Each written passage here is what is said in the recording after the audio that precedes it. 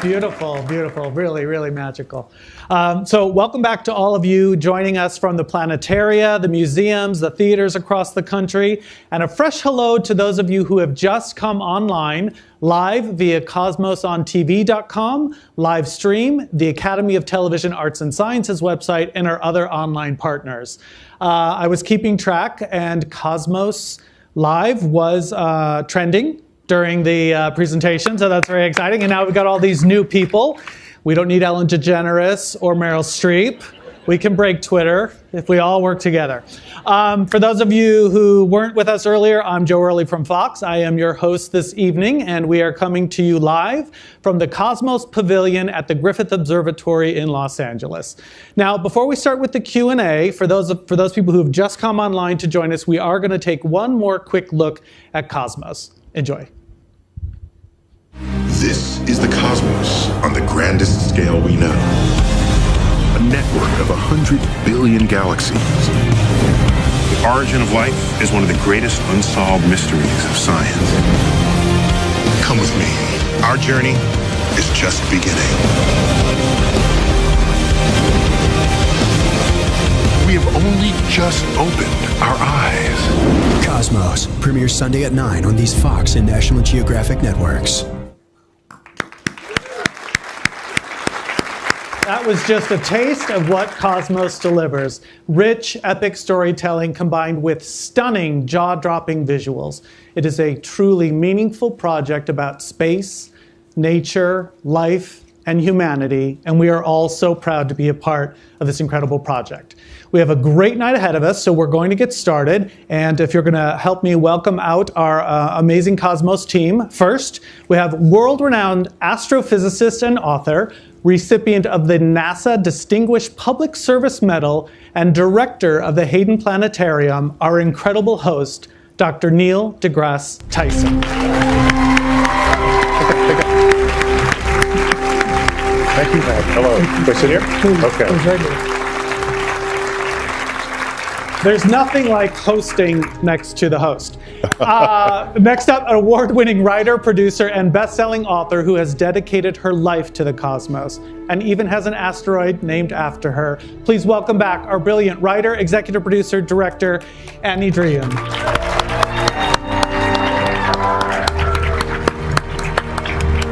Excuse me, I got her first.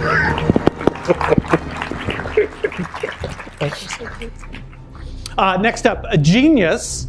We could just say genius, really. Writer, director, actor, singer, host, philanthropist, and self-proclaimed science buff, Cosmos executive producer, Mr. Seth MacFarlane.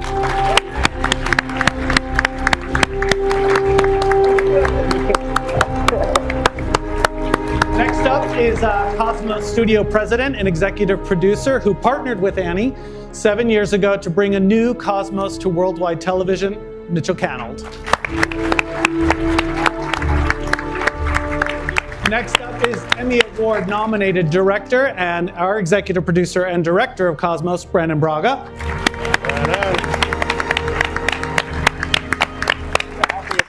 And finally, our show's tireless co-EP, the man on the ground who helped keep all of the stars aligned, Jason Clark.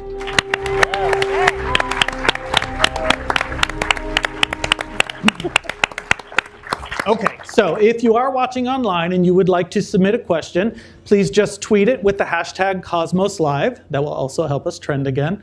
But we're going to jump right in and actually kick things off with a question from Facebook. It's a fan named Edward Flick. And here is his question. What knowledge are you most excited to bring to the public in an easily digestible form, such as Cosmos? So let's first, it assumes it is easily digestible. But what are you most excited to bring to the public in this form? Yeah, that question presupposes that Cosmos is a delivery vehicle for science knowledge. While we do some of that, I don't think that's what's most memorable about it. So if you ask, what do I think is sort of the most significant aspect of science that it communicates, it's the fact that science, the universe, nature is not only knowable, but how we have come to learn how it works has become a fundamental part, has been folded into our civilization, into how we live our lives. And the significance of that connection, I think people often take for granted. They say to themselves, I don't need science, I got this other thing that I'm doing. When science is all around us, and we confront major issues going forward in the 21st century about energy and health and security, and the solutions to those problems are derived from investments and innovations in science and technology. So for me, there might be some other answers here, but for me, Cosmos' biggest scientific message is that science is all around us, and science can be not only in your mind, but in your heart. And you have a specialty. I mean, you're sort of a rock star scientist, and I think we all benefit from that because you have a specialty of making things understandable for the layperson. And I know that's one of the reasons why you're such an amazing participant in this project. And I know that's one of the reasons that you connected with Seth and why you thought Fox was a good home for it, which I think actually sort of ties into this. So why did you think it was important to have it be somewhere like Fox and National Geographic? Well, first of all, it was Neil who introduced me to Seth, for which I will be eternally grateful. And when Carl Sagan was alive and we were working together, we weren't trying to reach the people who read the New York Review of Books. We wanted to reach everyone because we believed that this knowledge is a birthright. It belongs to all of us. You want to reach the Kardashians. That's who you everyone, every single person. And so when Seth proposed that we take Cosmos to Fox, which, for a moment it was a bit of a head snap. But then it was like, wow, that's brilliant. You really are a genius. That is brilliant because that's who we want to reach. And then when National Geographic joined with Fox to make this the largest rollout in the history of a television series, this was a great fulfillment of a dream, really.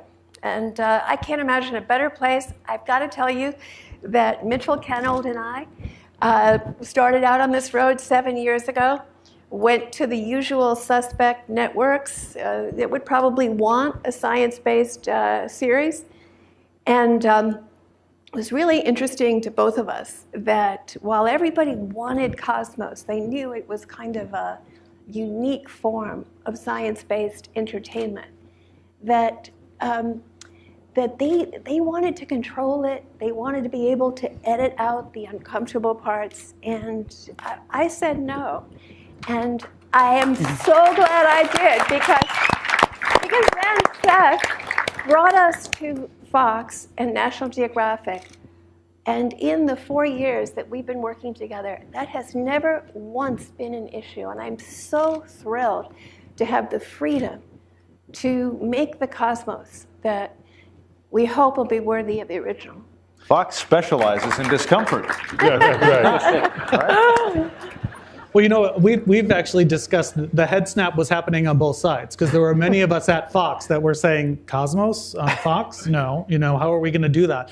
Those of us who've had the pleasure of being a part of the project have been, absolutely impressed and overwhelmed along the way. And I think, Seth, I'm sure part of sort of your checklist of things were that the show would have to stand on its own as being entertaining, and the use of animation and the use of amazing visual effects. And I'm just wondering, from the beginning, did you sort of have any sort of guidelines along the way of science versus entertainment? Well, I mean, the only guidelines that were self-imposed were the ones that applied to the original Cosmos. And one of my favorite quotes, I'm not going to remember this correctly, but I'll paraphrase from Carl when the original Cosmos came out, was that I want this to be interesting to people who have no pre-existing interest in science and are going to watch just for the spectacle.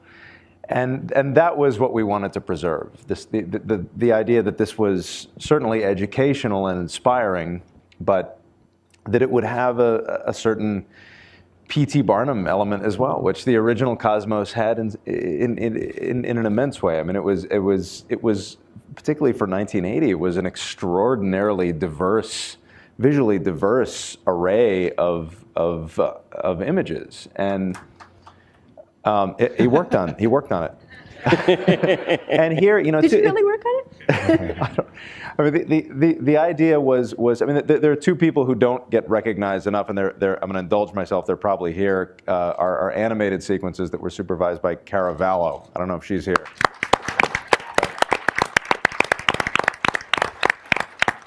And obviously our music by the brilliant Alan Silvestri, who is here somewhere. And it's like, you know, these are folks who are instrumental in helping to make this feel like a Hollywood spectacle, which is really, there has to be some streak of that in this sort of production. Yeah, and I have to butt in. You said science versus entertainment. I'm entertained by the universe every day I think about it. So what do you mean versus? When I think about falling into a black hole, that's hilarious. What happens to you, right? That is entertaining. If it's on Family Guy. No. Really. So the concept that it's one versus the other and you have to strike some balance, I think the universe, and by the way, we can use the term entertaining on many levels. Something could be entertaining because it's inspiring. It's reaching you on many dimensions. And so I never once was thinking we have to drop one to get the other. It's the merging of the two, which if you invest some thought into it, becomes a very natural marriage of those two ideas and those two places to go. And certainly the teachers that you remember the most from your education are the ones who are the most entertaining and the ones who are able to communicate their own enthusiasm for the material. And Neil does that brilliantly. I mean, if you sit down to lunch with Neil, which I've had the pleasure of doing, you just find you're 5 years old again, and you're just asking him questions. And I want to know about this, and I want to know about this. And by the end of the lunch, you're like, "Are you Jesus?" And and you know, our hope is that this show will kind of have that effect, that like it's the world's greatest teacher that you remember for your whole life. One of the lunches we had together, he's asking me 30 questions about the Big Bang. And I thought it was a little odd, but that's fine. Right. I could hook and him in the up. meantime, you ate all my fries. He always does that. He does that And a few months later, there's a whole episode of Family Guy where Stewie and his time machine go back to the Big Bang. And at the end, it's like science consultant Neil deGrasse Tyson. I was like lunch buddy Neil deGrasse Tyson. What that was. Look, we're just trying to legitimize ourselves, all right? He expensed that lunch twice. Joe, you asked asked about Seth's contribution and his humility. He certainly was respectful of what Carl and Ann and Steve Soder created in the original. But on the other hand, he so improved upon the model in some major significant ways. It was his thought to bring the ship of the imagination into every episode, which really provides the viewer, as they'll see in subsequent episodes, a real journey that's really spectacular throughout the entire series. And second, as in the original, there were actors, a lot of the Bruno sequence we just saw, in the stories that were told in the original series. And it was Seth's suggestion, instead, that they should be animators, led by Caravallo and the phenomenal group of his team, that really created a whole new way of storytelling, a new vocabulary for telling stories that we hope the audience will find really captivating. And so this man is the gift that keeps on giving. He brought Alan Silvestri to the group as well, and all of this. Brandon Braga and Jason Clark. And so what we started with, he has made so much bigger and better. made the dream exponentially greater. Great. Yeah. Let's see. Okay. Now we're going to go to our first question off the stage. We are going to the American Museum of Natural History in New York City. My name is Steve Carey from Rhinebeck, New York, representing the Mid-Hudson Astronomical Association. My question, Neil, is I read lately that Stephen Hawking is backing off on the black hole theory. What's your take on where he's going with it? Yeah, every time Stephen Hawking utters anything, the press comes to me in the United States to comment on it. I feel like, Steve, can you give me like a 6-month break or something? So his idea is that a black hole, what we think of as the boundary between this universe and that one inside of a black hole, separated by the event horizon, beyond which no light escapes, he's rethinking that event horizon concept as this sort of turbulent roil, as I understand his paper, this turbulent roiling quantum surface. And if you're a quantum surface, then light can pop in and out of it. And so that a black hole would not really be black. It would be like gray. But it's still a thing you want to avoid. That's where I'm. ending. Well, we have That's a the whole important episode takeaway. about black holes. Yeah. So that could be a little bit of a problem if he's. Well, you paint some gray in it, I think. No, Show it in the light room. All right, now we're going to go to National Geographic Society's Grosvenor Auditorium in Washington, D.C. Hi, Ann. Andres Almeida from Washington, D.C. 35 years ago, Cosmos, a personal voyage, debuted, and it created a lasting impact on our culture. What do you hope the legacy will be of Cosmos, a Space Odyssey, will be 35 years from now? Thank you so much for that wonderful question, right in the sweet spot. I very much hope that the world will see Cosmos and appreciate the power of the scientific perspective. And in my wildest dreams, Cosmos awakens us from our stupor. We take the ideas in Cosmos, that the revelations of science, to our hearts and act accordingly to preserve and protect this tiny world. When you see the pale blue dot, when you can step back from the distance of Neptune and look at your home, it's a transforming experience. I know that people say that, science is one thing and spirituality is something else, or politics, or any of those other things. I believe that.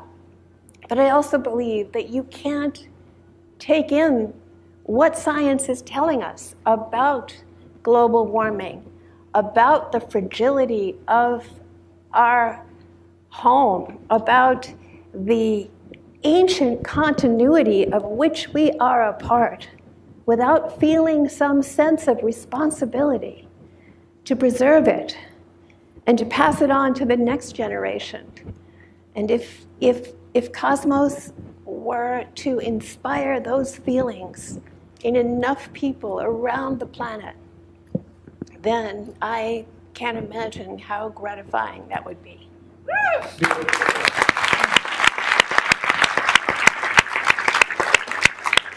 Okay, now we're going to move on to the James S. McDonnell Planetarium at the St. Louis Science Center. Hi, my name's Matt, and this question's for Seth MacFarlane. Have you always been interested in science? And who are some of your favorite science heroes? Yeah, I mean, I have always been interested in science. I remember seeing the original Cosmos as a child and as an adolescent and as an adult. I've seen it a number of times. And, gosh, my favorite scientists, got the Reverend Donald Wildman.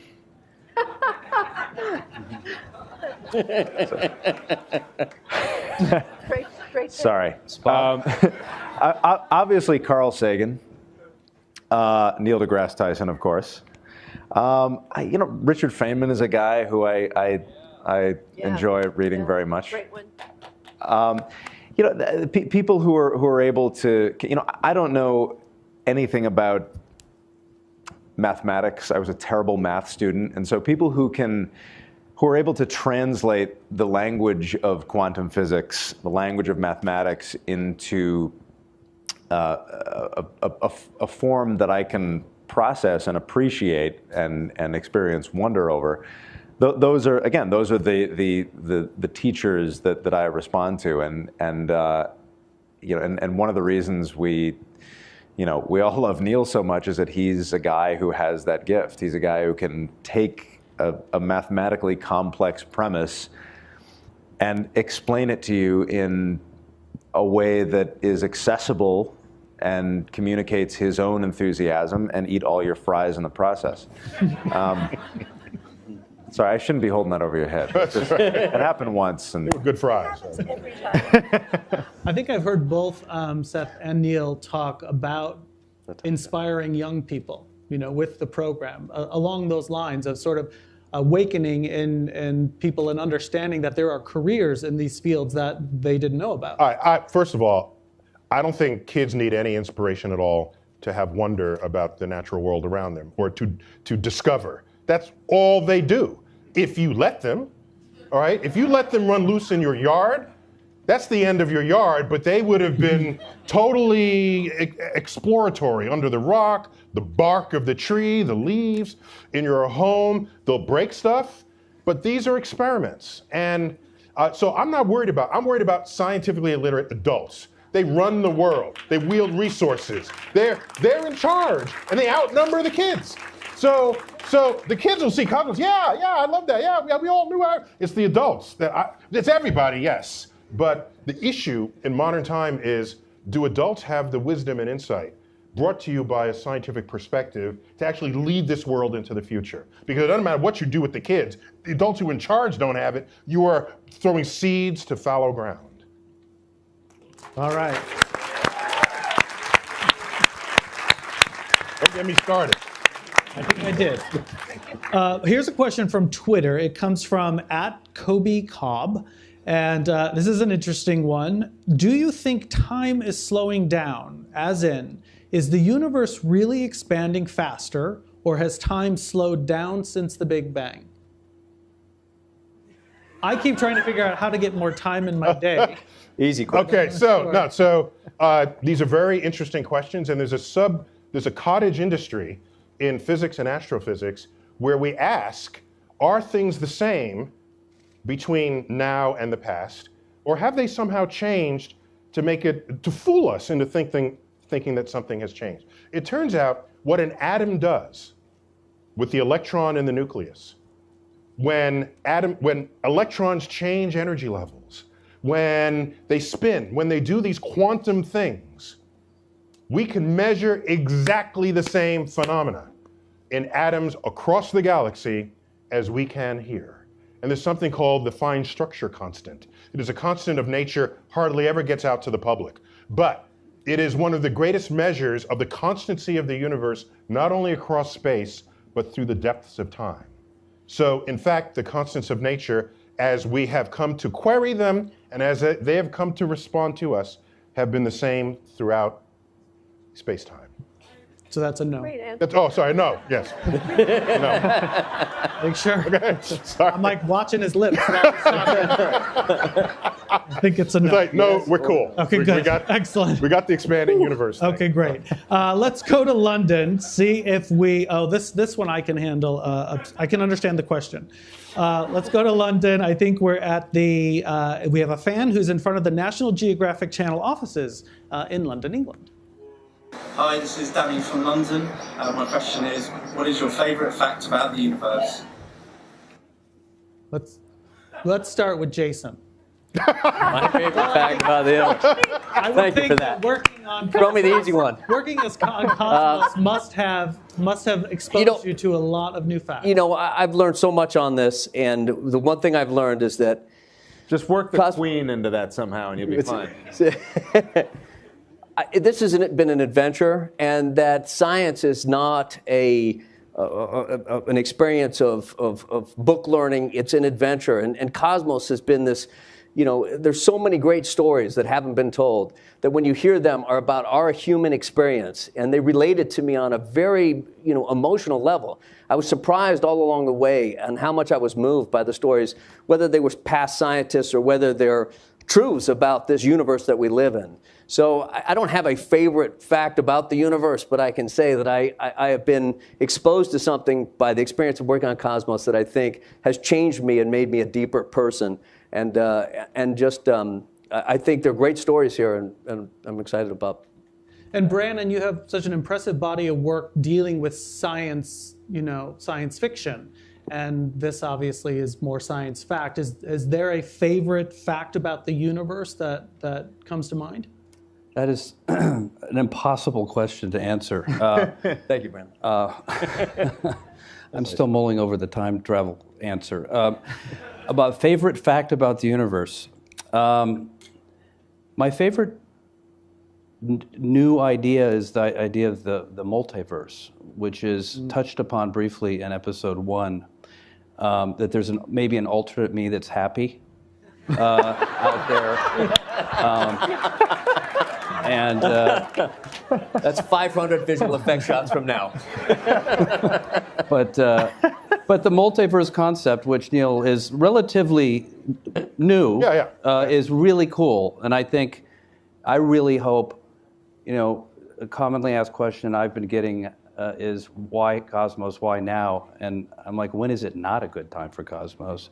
And I really hope another 30 years does not go by before there's another one.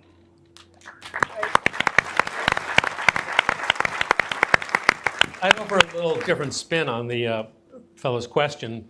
What attracts me most to what we've been able to achieve here is the heroes, the stories we tell. I grew up in a generation where I had astronauts as heroes, and they were at the nexus of ambition and challenge and the forefront, the frontier, technology, engineering, and the power of men and women to do things beyond what they thought they could do. And yet our kids today don't have those kinds of heroes. They've got a few. They got Neil, and then they got the Kardashians. So our hope here is that in every episode, as you saw here with Bruno, in all the subsequent episodes, Anne and Brandon and the others involved in creating the stories that we tell about the heroes through the history of time that are important to give role models to our kids to see what was at risk and the fights that they had to take on, the stakes that they were up against, the wisdom that they had to confront, and that ultimately they helped to progress our civilization, and that these people may be inspiring and take our kids further in their own lives. It's wonderful. May I say my favorite fact about the universe? The thing that really keeps me up at night is that it was once this big. That's the thing that really, really fascinates me. It's amazing. Seth? It's kind of plays into your answer. The more I watch this first episode, which I've seen about 15 times now, is the more I kind of am struck by the fact that, particularly watching the cosmic calendar sequence, is that what seems like such a vast amount of time, the more I watch it, it starts to seem like a smaller and smaller amount of time, particularly presented in terms of the cosmic calendar. When you think about it, it just wasn't that long ago that the universe was infinitely small. And by the way, correct me at any point, because I have a degree in painting.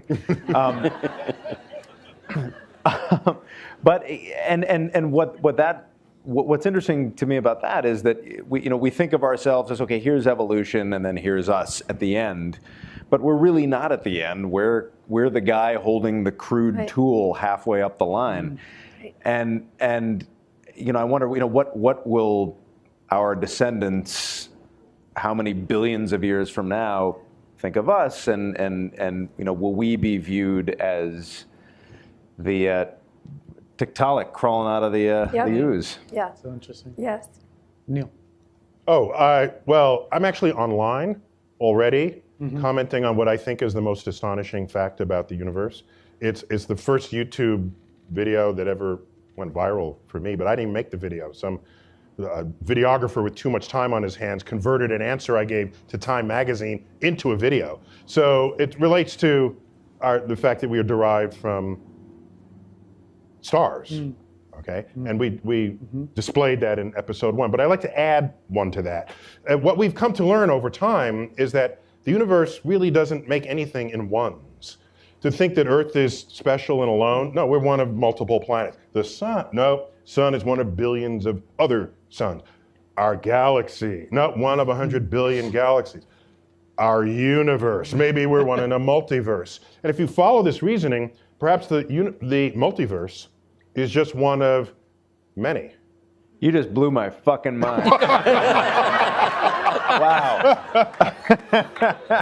We could be just in one multiverse. You have a 7-second delay. Among many multiverses. And our brain evolved off the Serengeti. Nobody kill themselves right now, okay? Please. So just got to stay open to that possibility. That's all I'm saying. Okay, we're going to bring it down to earth.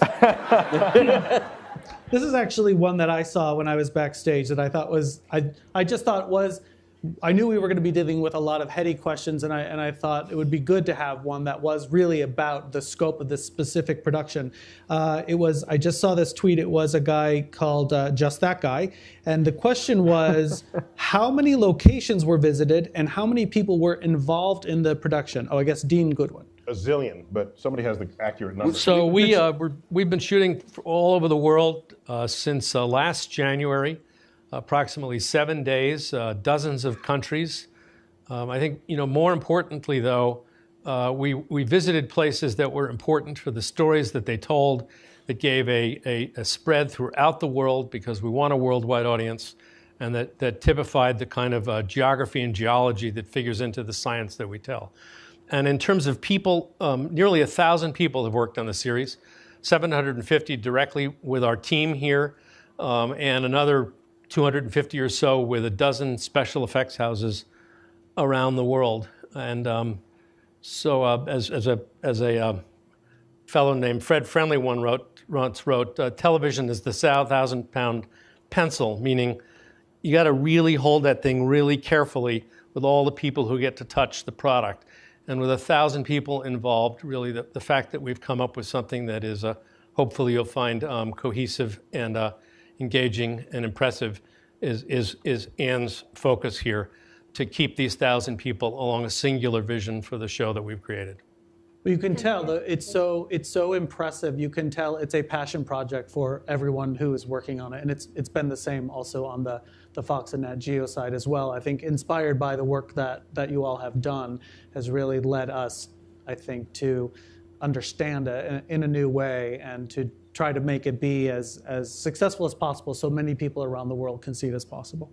Let's go to Detroit's Cranbrook Institute of Science. I think there's a question for Seth.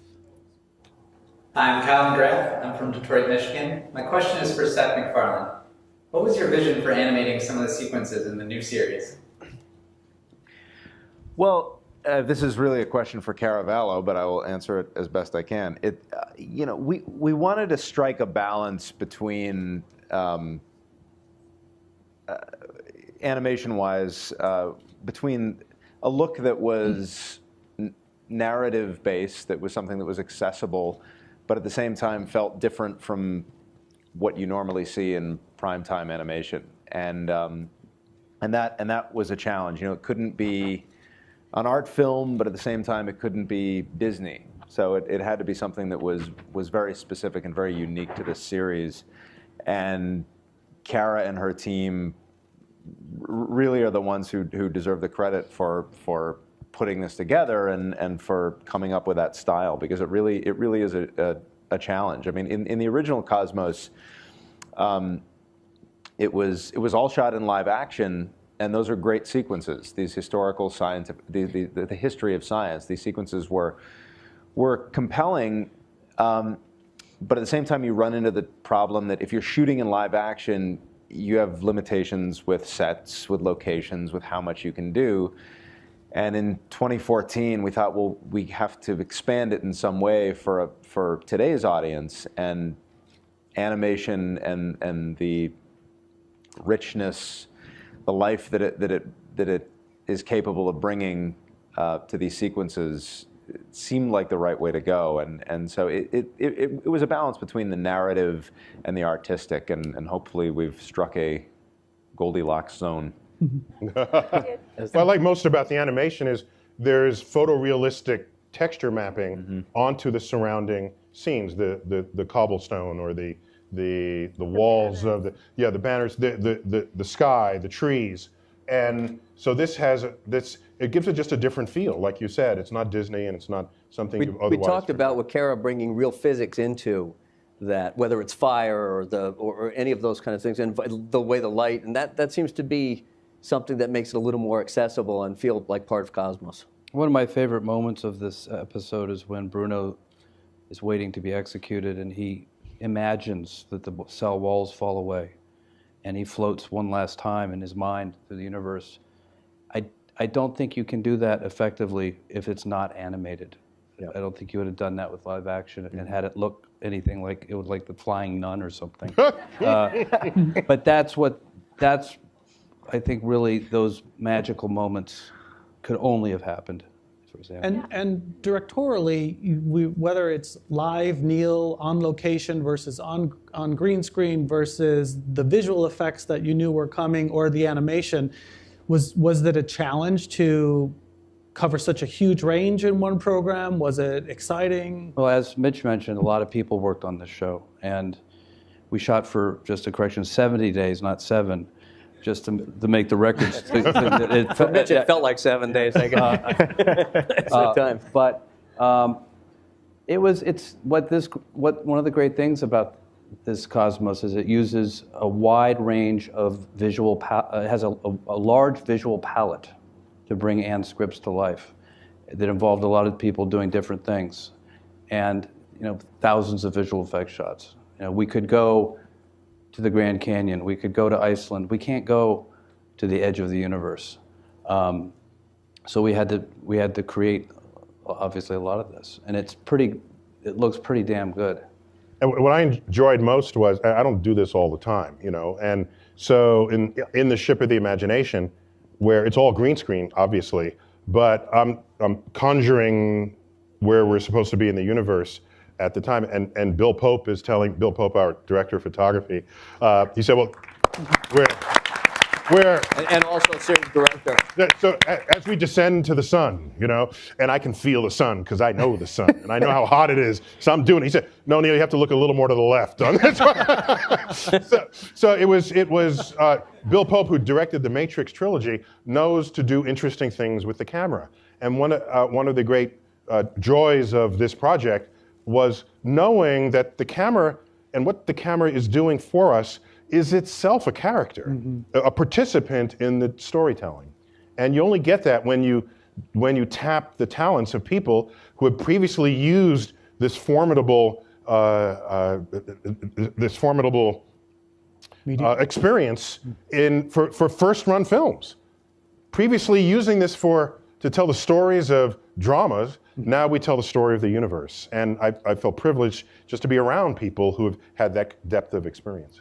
Yeah, and there are more than 1,500 VFX shots in Cosmos.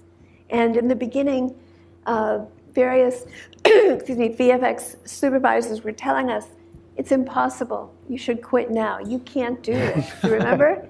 They were saying it was possible. And we were lucky enough to get Rainer Gombos to be our supervisor. And we have sat, day after day looking at the glorious, beautiful ways in which Rainer and his team and the vendors have been able to simulate the glory of nature. And it's just a thrill. And to have all of these different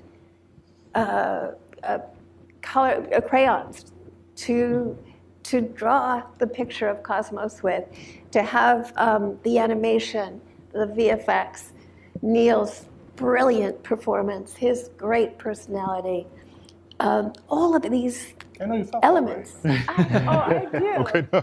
Well, it's all state of the art. I mean, it really is all exceptional, and I do think that the mixing of the different types of media is what also propels sort of an energy through it while you're watching it, because you just keep moving. And Neil takes us in, and having been lucky enough to see some of the animation when it was rougher, it is now, you cannot tell the difference between the live nature photography and what you have created on a micro level. And I think that really, for the viewer, is going to keep them moving right through the episodes, which is, so entertaining and exciting. Okay, let's go to, internationally, we're going to travel to Singapore, to the Art Science Museum at the Marina Bay Sands in Singapore. I think this is for Neil. Hi, my name is Fan, and my question for Dr. Tyson would be, you filmed Cosmos around the globe. Which was your favorite city and why? Great question. So my favorite location, just because it was mind-blowing to me, was Iceland. First, the country is misnamed. It should be called Volcano Land, okay? Because it's like Iceland was made yesterday, All right, there's steam, right, gurgling soils, and places where plant life has yet to recover, and it's just volcanic, and so every place, it was like Earth before life. We had that shot, okay? Another planet that just got slammed and is still, we had that shot. You know, it was a stand-in for so many exotic places in the solar system, and I just had no idea that such a place existed on this planet. And it's right there in Iceland, and with the hosts were delightful, and they were friendly, and we had a little bit of midnight sun going on there, so at the end of the day, people partied into the night, and it was just a very friendly, otherworldly country on our own world. Excellent, excellent. That you're getting applause. Yeah, that's Iceland. That's amazing. Okay, we're going to go to Twitter, and I guess let's see. First of all, it is. They're saying, looking forward to seeing your new series. It's from @idea2go, and it's a tweet, so it's a little bit truncated. Sagan's intro mentions atoms as massive as stars. Is it true? Can you explain? I believe Mr. Sagan actually said atoms as massive as suns, right. But the tweet is, are there atoms as massive as stars? Is it true? Well, no, I thought I said that, actually. Oh. Yeah. Well, it wouldn't matter. It's a double correction. Yeah, no, that's fine. That's fine. I mean, in the universe, in our lives, we have such a limited range of cosmic life experience.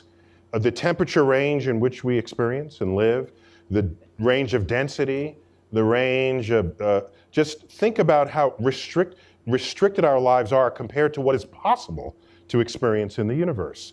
From the temperatures at the center of the sun, to the densities and temperatures at the beginning of the universe, to the density at the singularity in the center of a black hole. So when we talk about atoms as dense as massive as suns, there was a point where you had the mass of a sun in the volume of an atom. We had the mass of the universe in the volume of an atom. And it's like I said, this stuff sounds crazy, but our senses are not useful to decode phenomena in the universe that did not arise in the life experience of our species. Our biological senses are good for knowing when you're about to be eaten by a tiger, all right? You run, it's this big, but we don't see bacteria. So we're susceptible to disease in ways that you are less susceptible to tigers. And so just think about that. And we don't always look up, and that's where the asteroid comes from. So yes, the universe is full of extraordinary extremes of what our senses can only imagine, or what our brilliant visualizers can help our senses capture. So that's a yes. Okay, we're going to go to Chicago's Adler Planetarium, my hometown. I think we have one for Seth here, and it's a very interesting question. Hi, my name is Jake McCrisky. I'm downtown Chicago at the Adler Planetarium. This question is for Seth MacFarlane.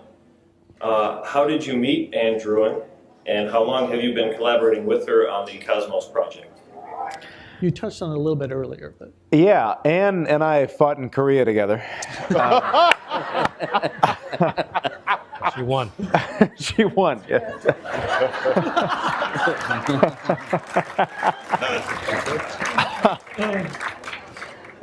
No, I met Anne through Neil, actually. I had lunch with Neil in New York, and this was how I found out that Cosmos was being updated and rebooted. And I was very, very excited to meet Anne because I had read her work and Carl's work throughout my entire life. And I remember being at that was it Crustacean, that restaurant in Beverly Hills. Right. And it was so damn loud, and I was so angry at everybody because I couldn't hear what Anne was saying because the whole place was so damn loud. I was just hanging. Yes, yeah, I was. That's what I do. I nod like I know what's going on. And it was truly one of the greatest thrills of my life to meet Anne, because I'd been an admirer for years and years, and and that was, that was the confirmation of my involvement in this project. And how long ago? And 4 years ago. Oh, was it 4 years? Yeah. Wow. It's gone really quickly. Wow. And the amazing thing was, we were in Hollywood, and Seth was making all these promises, and they were extremely extravagant. And I had been warned about this, and he kept every one of them. And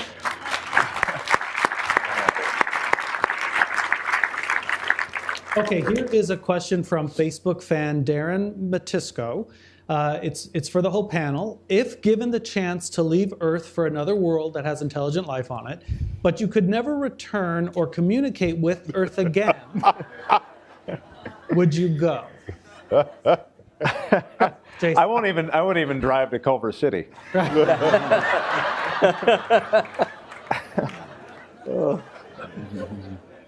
Another world with intelligent life, which you can never return or communicate with Earth, would you go? I'd have to know a little more about where I'm going. That's all you know. There's intelligent life there. It sounds like a no. I'd love my existence here. I don't know that I would change it. Is it just beer and wine, or is there like? Yeah. Will there be meals served on the flight? Is there anyone who would go? Or would everyone choose to stay on Earth? You'd go? I'd take the gamble. You really go. Are you that unhappy? Yeah. We need to find us other Brandon immediately. Anywhere but here. Anywhere. All right, let's go then to San Francisco at the Morrison Planetarium at the California Academy of Sciences. I think it's another question for Neil. Hi, my name is Annie from San Francisco, and my question for Dr. Tyson is, what are some of your hobbies outside of science? Oh. Hobbies. Though I had very little occasion to do so the last year that we've been filming, I love playing with my kids as I can, and going on play dates with my wife. We go to theater often, musical theater if available. They don't rotate as quickly as dramatic theater does. I like reading antiquarian science books, which puts any modern thought in a context of how much of it you should treat skeptically or with confidence when you see people speaking with confidence hundreds of years ago about things you would later learn to be completely wrong. You're a pretty skilled dancer. Yeah, though, but too, when the are you Latin not? ballroom Wait. I am distinguishing what are current hobbies from stuff I used to do. That's all I'm saying. And you were also a pretty damn good wrestler, right? In my day. What about that dancing video that's on YouTube? You also know more than anyone in the world about wine. I like wine. Yeah. So yeah, I like drinking wine that's slightly more expensive than it should be. And you created Two Broke Girls, I think, did you? No, I like tasting a wine and honoring the winemaking efforts of the grape growers and the vinifiers. Wine has been with us forever. One of my favorite quotes from Galileo is, I will get it wrong, but the sense of it is right. Do you want any of that? Oh, thank you.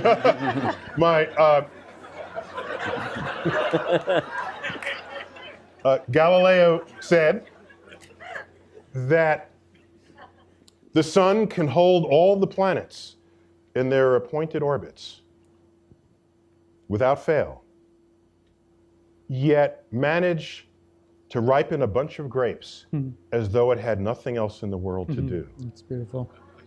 Galileo. There you go. Okay, this is exciting. We're going to go to Orlando's Kennedy Space Center for a question, I think, for Anne. Hi, I'm Chris, and I'm at the Kennedy Space Center.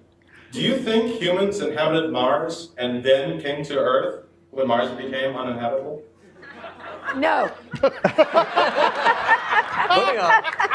What does he do at Kennedy Space? I think he was listening to Galileo and maybe having some wine. No, but there's, well, as long as there's he's something. drinking.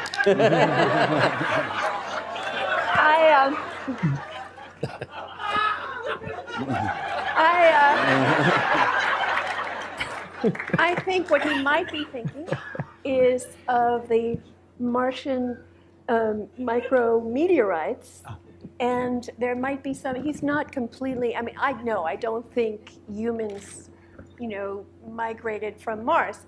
Not at all.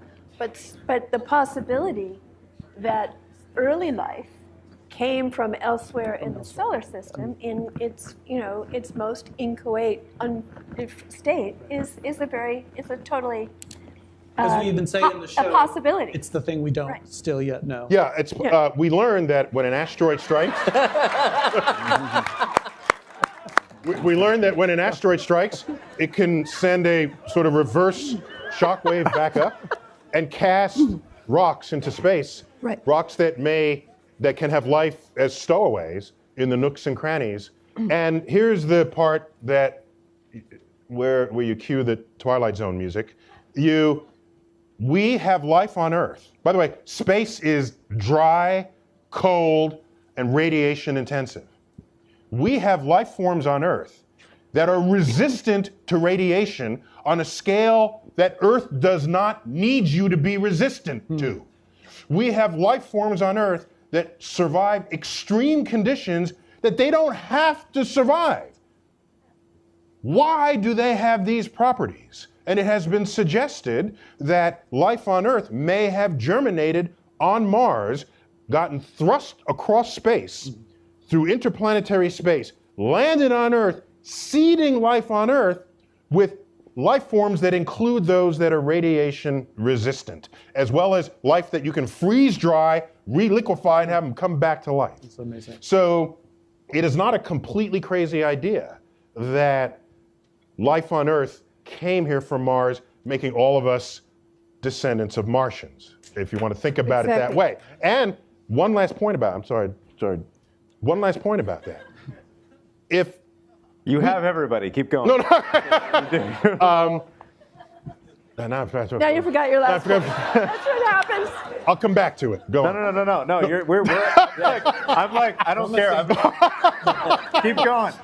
All right. So what's interesting is what we don't know on Earth is whether there were two genocide on Earth. Because all life on Earth that we have tested has common DNA, which points to a common origin. If we go to Mars and find evidence of life, either there now or past life, and it has DNA, we test the DNA, and we might be able to find the earliest branch point of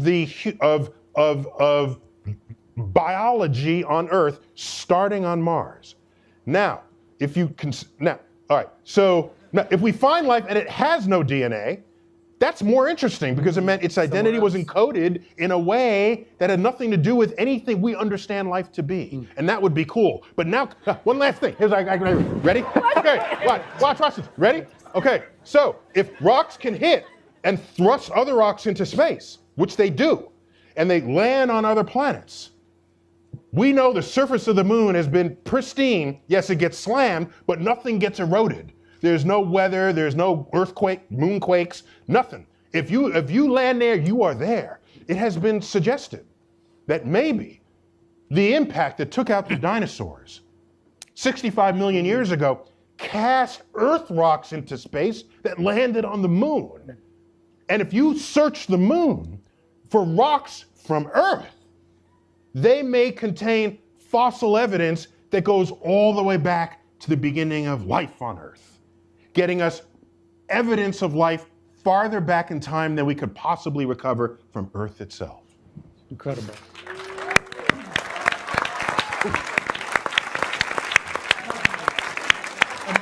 I was able to follow all of that, and I'm very, very pleased. I do want to make sure before we run out of time, though, that we take a question from Los Angeles. So I think we do have someone here. Hi, what's your name? My name is Dawn, and I'm from Orlando. Good name to have, Dawn. All Beautiful right. name. Thank you very much. No one's named Dusk. No. I don't know why. I've never met one. If I could pick up 500 pounds here on Earth, how much could I pick up on Mars? Ooh, It's a math question. Yeah. Okay. So, but if you can pick up 5 pounds here on Earth, you belong in the Olympics. Okay. Let's start there. Okay. Mars has 38% of Earth's gravity. So 500 pounds would be 38% of what you could pick up. So if I do the math on that, it would be something like 1,200 pounds, 1,300 pounds, around there. And so you'd be even more awesome there. Absolutely. Yeah. Perfect. Thank you. Okay, Thanks, Don. good. Joe, if I can, just before we run out of time. You have a different answer? No, I want to. Neil, I know. It sounded like. Neil gets this stuff from me. Yeah. And before we went out of time, we wanted to thank a couple of constituencies in particular. It was Ann's and my notion that we include all the planetaria around the world that are joining us today and the affiliates internationally, because it was important to us to really give you all a preview of this series. And we appreciate that you've all embraced this and that it's been supported by our sponsors. And second of all, as one of the senior executives told us at the outset at Fox, when Fox and National Geographic get behind you, watch out. They really have. Across the board, there are many champions here, including Peter Rice and Kevin Riley and David Lyle and Howard Owens and Alan Butler and many, many others who have paved the way for us that Seth began, and we're in their gratitude forever for the kind of opportunity they've given to Ann and all of us to produce this series of our dreams. I'd like to add, that's excellent.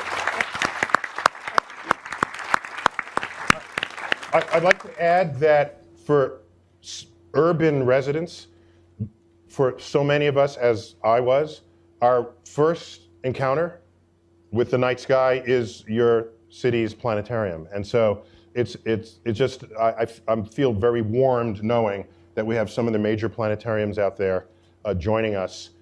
People in Chicago and Los Angeles and New York, St. Louis, places where that's your ticket to the universe. And so I just want to just give a shout out to the planetariums out there. Of course, I represent the Hayden in New York, but basically it's not many other sciences do you have those kinds of conduits to the frontier. You'll also be very happy to know that every one of our theaters was sold out tonight. We had people in New York in 20-degree weather waiting for several hours. It's not that, 20 degrees is not really. Cold in New York. Well, it rained here the other day. So, you know. Did you have Yeah, I closing just thoughts? wanted to say that, the original Cosmos series was written by Carl Sagan and Steven Soter and me. And when I began wanting to do another Cosmos, I turned first to Steve Soter, and we wrote the original drafts of most of the episodes together. Unfortunately, he had to depart a couple of years ago, but I treasure those endless 7-day weeks with him, just imagining what the new Cosmos could be. Thank you. Thank you for joining us. Thank you to everyone for joining us across the country and around the world. Unfortunately, that is all the time that we have. Oh, one more shout out, real quick. One more. We're about to retire to the Griffith Observatory and Planetarium. I just want to give a shout out to Ed Krupp, who is going to let us run all over his place this evening. And so again, it's the group participation trying to make this work for us all. So Ed Krupp, thanks for giving us run of your house. There's already been drinking, so Ed's getting a little bit. But just a reminder that Cosmos, a Spacetime Odyssey premieres this Sunday. I cannot believe it. What an amazing journey. And it's coming this Sunday, March 9th, 9/8 Central, simultaneously on 10 Fox Networks Group channels in the U.S., including Fox and the National Geographic Channel. And the series will also air around the world on 220 channels in 181 countries with an overall footprint of more than 500 million homes. Say billion. Billion. And if I can, I just want to shout out to everybody who's worked on this show so tirelessly, certainly over the last 15 months. And I know we have a little more time to go, and I want to thank everybody. We've had incredible artists inspired by the original Cosmos, by Anne's words, by the dedication of this team here and the countless other people who put all those hours into it. Thank you very much. Absolutely. Yeah, thank you. Thank you. Thank you, everyone, for joining us online, everyone here in Los Angeles, and to those who submitted questions from all over the world. A big, big thank you to our sponsors, Samsung Galaxy and Chrysler Brand, for making it all possible and for their support of Cosmos. Finally, please help me thank our amazing panelists for being with us tonight. Thanks, everyone. Good night. Thank you, sir. Thank you. Thank you.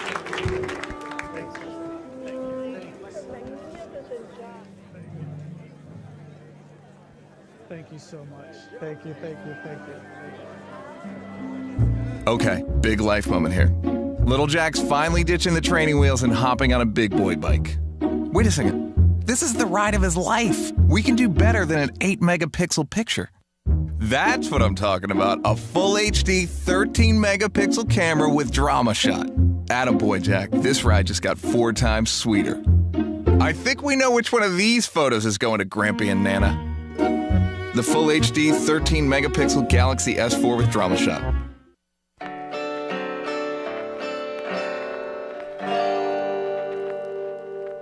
Is there anything more American than America?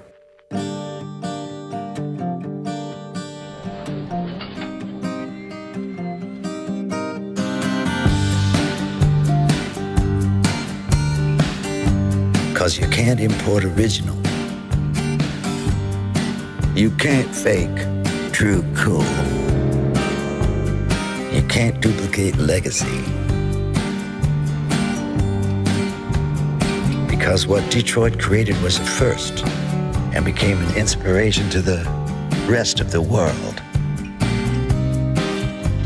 Yeah, Detroit made cars and cars made America. Making the best, making the finest takes conviction. And you can't import the heart and soul of every man and woman working on the line. You can search the world over for the finer things, but you won't find a match for the American road and the creatures that live on it. Because we believe in the zoom and the roar and the thrust. And when it's made here, it's made with the one thing you can't import from anywhere else. American pride. So let Germany brew your beer. Let Switzerland make your watch. Let Asia assemble your phone.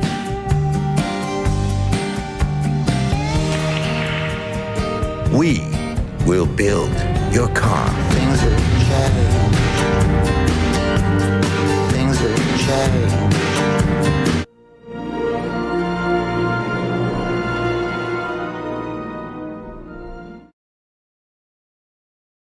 Dr. Neil deGrasse Tyson. Thank you, Matt. Hello. Do I sit here? Okay. Right here. There's nothing like hosting next to the host. Next up, an award-winning writer, producer, and best-selling author who has dedicated her life to the cosmos and even has an asteroid named after her. Please welcome back our brilliant writer, executive producer, director, Annie Dreehan.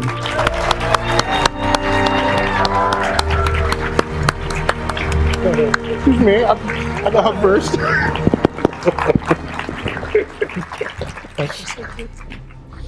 Next up, a genius. We could just say genius, really. Writer, director, actor, singer, host, philanthropist, and self-proclaimed science buff, Cosmos executive producer, Mr. Seth MacFarlane.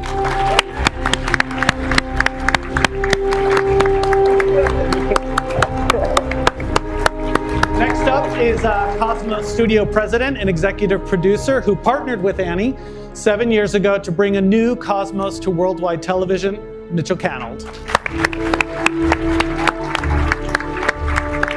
Next up is Emmy Award nominated director and our executive producer and director of Cosmos, Brandon Braga.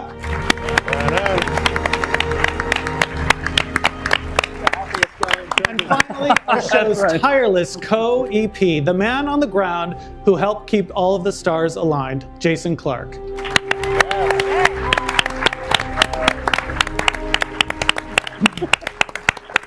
Okay, so if you are watching online and you would like to submit a question, please just tweet it with the hashtag CosmosLive. That will also help us trend again. But we're going to jump right in and actually kick things off with a question from Facebook. It's a fan named Edward Flick. And here is his question. What knowledge are you most excited to bring to the public in an easily digestible form, such as Cosmos? So let's first, it assumes it is easily digestible. But what are you most excited to bring to the public? Every single person. And so when Seth proposed that we take Cosmos to Fox, which, you know, for a moment it was a bit of a head snap. But then it was like, wow, that's brilliant. You really are a genius. That is brilliant because that's who we want to reach. And then when National Geographic joined with Fox to make this the largest rollout in the history of a television series, this was a great fulfillment of a dream, really. And I can't imagine a better place. I've got to tell you that Mitchell Kenold and I started out on this road 7 years ago, went to the usual suspect networks that would probably want a science-based series. And it was really interesting to both of us that while everybody wanted Cosmos, they knew it was kind of a unique form of science-based entertainment, that they wanted to control it, they wanted to be able to edit out the uncomfortable parts, and I said no. And I am so glad I did, because then Seth brought us to Fox and National Geographic. And in the 4 years that we've been working together, that has never once been an issue. And I'm so thrilled to have the freedom to make the Cosmos that we hope will be worthy of the original. Fox specializes in discomfort. Right. Well, you know, we've actually discussed the head snap was happening on both sides, because there were many of us at Fox that were saying, Cosmos on Fox? No, you know, how are we going to do that?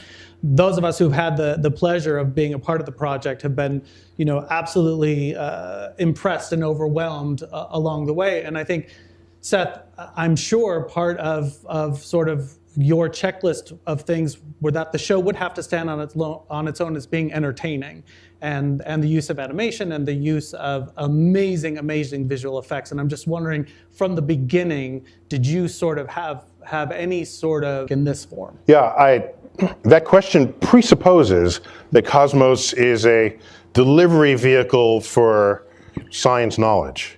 While we do some of that, I don't think that's what's most memorable about it. So if you ask, what do I think is sort of the most significant aspect of science that it communicates, it's the fact that science, the universe, nature is not only knowable, but how we have come to learn how it works has become a fundamental part, has been folded into our civilization, into how we live our lives.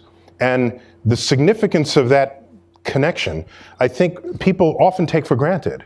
They say to themselves, I don't need science, I got this other thing that I'm doing.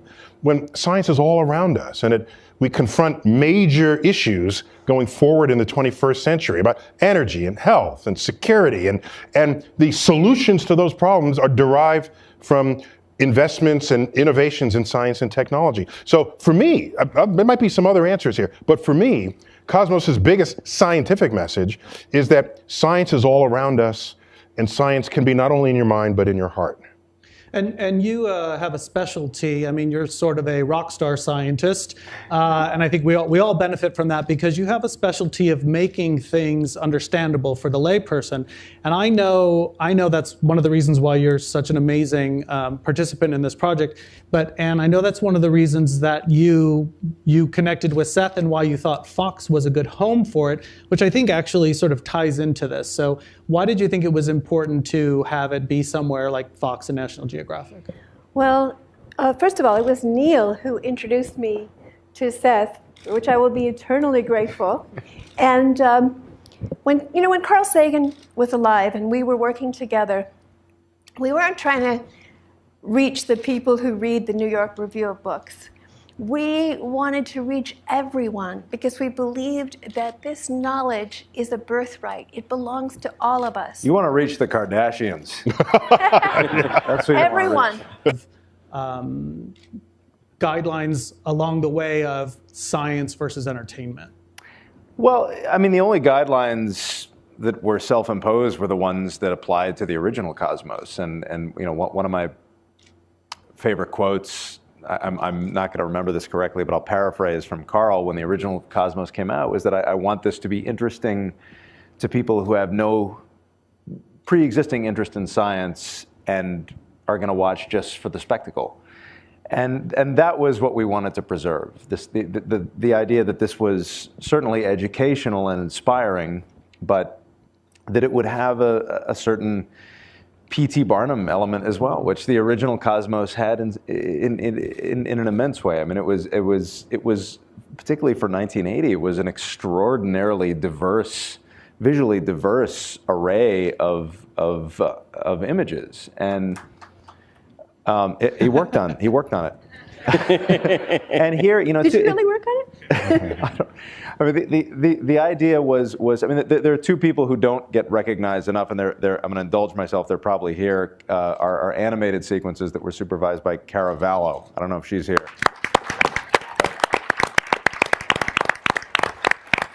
And obviously our music by the brilliant Alan Silvestri, who is here somewhere.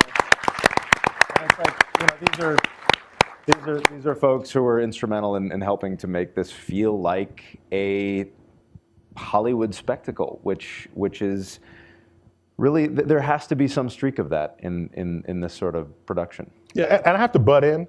You said science versus entertainment. I'm entertained by the universe every day I think about it. So what do you mean versus? When I think about falling into a black hole, that's hilarious. What happens to you, right? That is entertaining. If it's on Family Guy. No. Really. So the concept that it's one versus the other and you have to strike some balance, I think the universe, and by the way, we can use the term entertaining on many levels.